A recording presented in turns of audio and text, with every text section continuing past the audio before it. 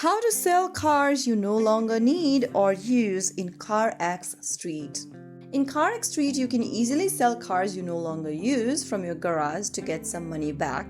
So here's how you do it. First of all, make sure that you open the CarX Street game on your device, and once you're inside the game, go to the map icon at the top left corner.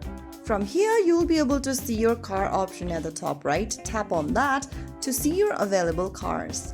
Select the car you want to sell or select the car you no longer need, and then tap on this little dollar sign right after you see this pop up.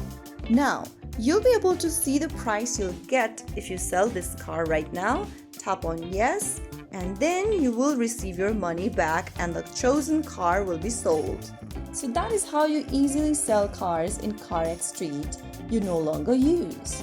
If you found the video helpful, don't forget to like, share and subscribe to our channel. I will be back again in the next video. Stay tuned till then.